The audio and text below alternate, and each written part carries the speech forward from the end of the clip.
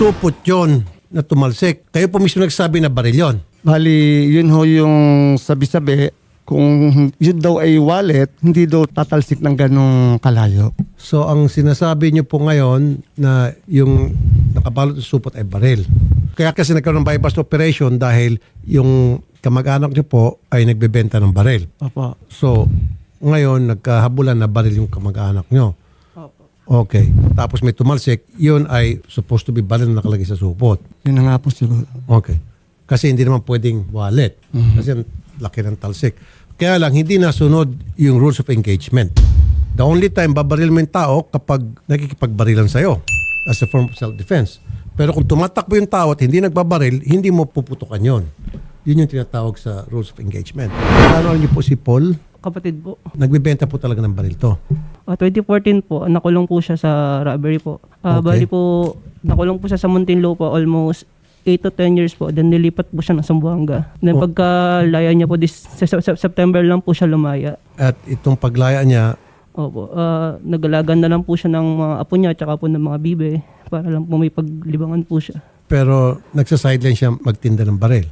Yun po, hindi po namin mo-confirm kasi po hindi ko po alam kasi po wala po ako sa poder po ng father ko since nung lumaki po. Magandang hapon po, Captain De La Cruz, sir. Napatawag po kami, Captain, gawa nung nangyaring buy-bust operation na ginagawa ng inyong team na kung saan ay nabaril si Paul Hatulan. Pwede mo bang pakikwento sa amin yung pangyari? Sir, ito pong police operations na ito ay nagsimula, sir, sa information report regarding sa pagbebenta ng illegal na firearms sa Barangay Gulod, Cabuyao City, Laguna. Okay. Nung ma-receive po namin itong information, nagkaroon po kami ng validation. And it turned out, confirm po na nagbebenta nga po itong ating suspect. Mhm. So, from this po, nagkasa po kami ng buy-bust operation. Mhm. And isa po sa mga personnel namin ang nag-post as posture buyer. Mhm. At nagkaroon siya ng transaction via Facebook Messenger. Okay. At dun po sa transaction na yon, napagkasundoan po nila na doon sa Barangay Gulod, kung saan sa lugar nila, doon po magkakaroon ng bentahan ng itong illegal na firearms po. Okay. And noon na nga pong oras na yon, nung bentahan na po, ay ito pong ating suspect ay iniabot na po sa ating posture buyer, yung pong pulis na nagpanggap na posture buyer, yung baril na caliber 45 po. And then iniabot naman po nitong posture buyer yung ating budel money worth 24,000 and one mark money na 1,000. Okay. So, yung mark money po na 24,000, marami na bilhin nyo, yun po yung nakalagay sa supot, kulay brown. Hindi po, sir. Ano po siya, nakatali po ng rubber band. Okay. Sige po. So, nang kapalitan ng pera at baril, ano po sumunod na nangyari? According po sa ating posture buyer ay nakita niya na peke, kaya agad niyang dinakma ulit, inagaw niya yung caliber 45 na binenta niya, ikinasa niya and itinutok sa ating posture buyer. Kinasa niya. Yes po. Tapos itinutok sa ating posture buyer. Bali sir, naka-open call po kami. Meron pong suot na body cam yung mga tauhan ninyo? Meron po sir sa ating pong backup sir. Actually, meron naman po. Pwede po makita yung pong laman ng body cam na suot ng inyo pong mga kasama? Kasi ang nakita po sa CCTV, tumatakbo po yung tao at binaril. Alam niyo naman po, Kapitan, hindi na siguro kita kailang sabihan pa, may tinatawag na rules of engagement. Pag tumatakbo yung inyo pong suspect at hindi po lumalaban, hindi niyo po babaril, makipaghabulan po kayo. Yes, sir. Sir, nung nakarinig po ang tropa, ang backup team ng putok ng baril, agad pong rumesponde. Lumapit po doon sa area kung saan sila nagkaroon ng transaksyon. At nakita po namin na nandun nga nagkakaroon ng kumusyon. Okay, sige po. Sino po nagpaputok ng baril? Sir, yun ang i-determine po ngayon. Wala pa po kaming hawak na report. Hindi pa po dumating sa amin yung autopsy and yung wala pa pong result ng ballistic, sir. Yun lahat po nang nangyari ay reaction lang po ng tropa dahil nakita po ng tropa na yung ating posture buyer ay tinututukan na. Nililigtas lang po sa tiyak na kapahamakan. Okay, naintindihan ko po yon. Siyempre, kasama po sa trabaho niyo yung mga pulis, hindi lamang pagpuprotekta sa mga mamamayan, pati yung sarili niyo, kailan niyo rin protektahan. Pero meron tinatawag po na tamang protocol sa pag-handle ng mga suspects, pag-arresto man o pag-neutralize sa mga suspect na nag-resist ng arrest o suspect na nakikipagbarilan sa inyo, tumatakbo, etc. In this case, maliwanag na itong inyong subject tumatakas at kita doon sa video na hindi nakikipagbarilan and yet binaril siya ng malayuan. So hindi po nasunod dito yung tinatawag na rules of engagement. Dapat po sir, pag tumatakbo yung subject ninyo, habulin ninyo. Pero sa oras na siya'y bumunot ng baril, ibang usapan yun. Pero dito po, malinaw wala siyang bit-bit na baril sir Nakita rito na nung matumba siya, tumalsik, hindi ko alam kung hawak-hawak niya isang supot, tumalsik yung isang supot. Pero wala akong ayun, tumalsik. Meron siyang hawak na supot. Ako, ang suspetsa ko, magaan yun Palagay ko yung supot na yun, pera ang laman. Kasi magaan, kasi kung baril yun, hindi hihagis ng pulis Yes. It's just normal for a police officer na yung baril na ibinibenta sa'yo, hindi mo ihagis lang ng ganon. At saka magaan Yes po, sir. Diba? So may Yes, pagkukulang po dito yung mga tao, wala pong suot na body cam. Dapat yun 1:1 pag sa ganitong klase mga operation, sir. Pero yung posture buyer, syempre mahalata kung meron siyang body cam. Pero dapat yung mga kasama mo, lahat dapat sila naka-body cam. Yes, Ito yung po, palagi ko sinasabi sa mga hearing, sir. Paulit-ulit ko sinasabi to at paulit-ulit sinasabihin ako ng inyong chief PNP, yes, we will oblige. Yes, we will oblige. Pati yung secretary niyo sa DILG, yes, gagawin namin. And yet, hindi nyo pa rin ginagawa. Yes po, sir. May pagkukulang dito yung mga tao, kulang kayo sa training. Ito, makinig kayo sir at lahat kayo dyan sa ADG. Kulang kayo sa training Anong nangyari, nagpapanik kayo sa halip na in-neutralize nyo sa paggamit. Kaya sabi ko dapat may taser, di ba? May pepper spray, may batuta.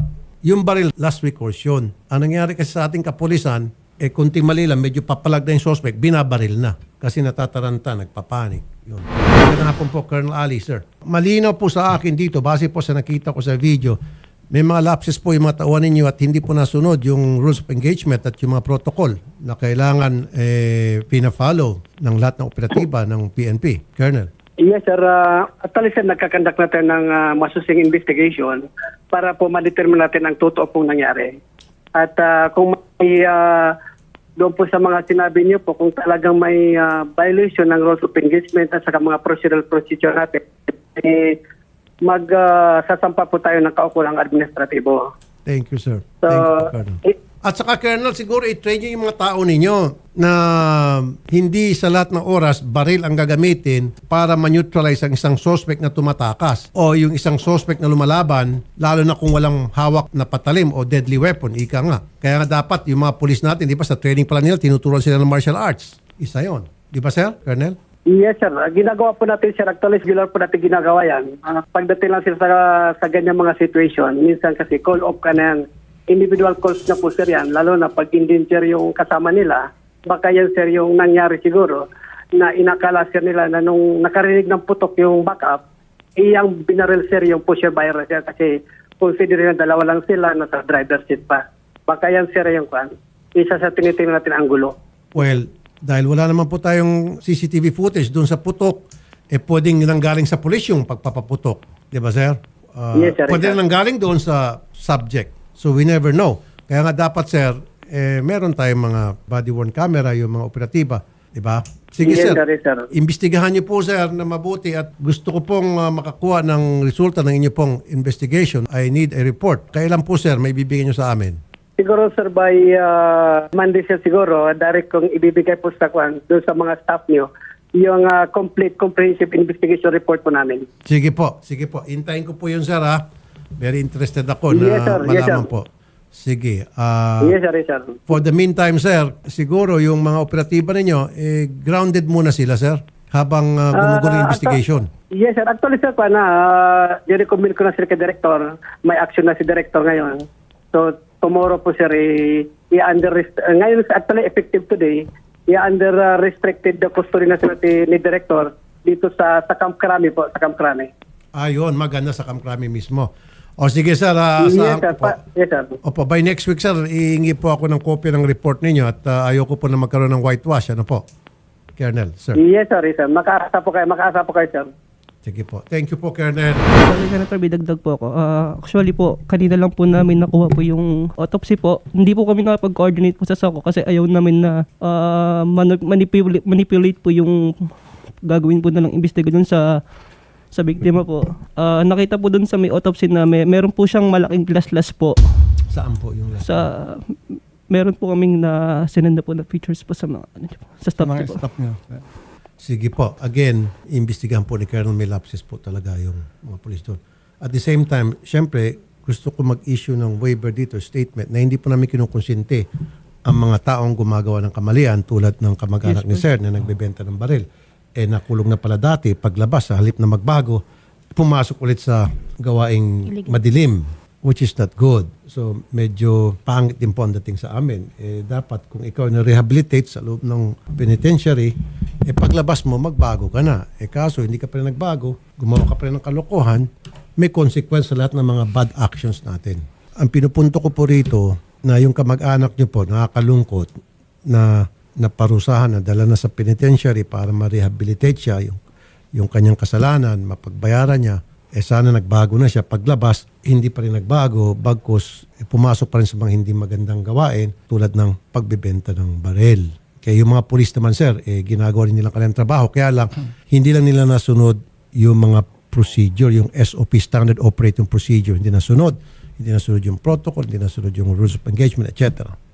Yun lang yung kasalanan ng pulis doon. Pero may kasalanan din po yung kamag-anak dahil ba't siya nagbebenta ng baril? At yung baril na binibenta niya, of course, ang pagbebenta niya yan, sino pa nga ba kundi mga hitman, mga assassin. Di ba, sir? Pero sir, pinag-imbestigahan na. Talagang may pagkukulay mga polis doon. Wala tayong pag-uusapan na doon. Okay? Kaya nga, hinold na ni Colonel sa restricted. And then pag napatunayan na may pagkasala, pwede masibak yung mga polis. Opo. Okay, sir? Maraming salamat po. Sige po, Senator. punta kay Odette para ayusin po yung problema. Maraming salamat po, Senator. Magandang hapon po, sir.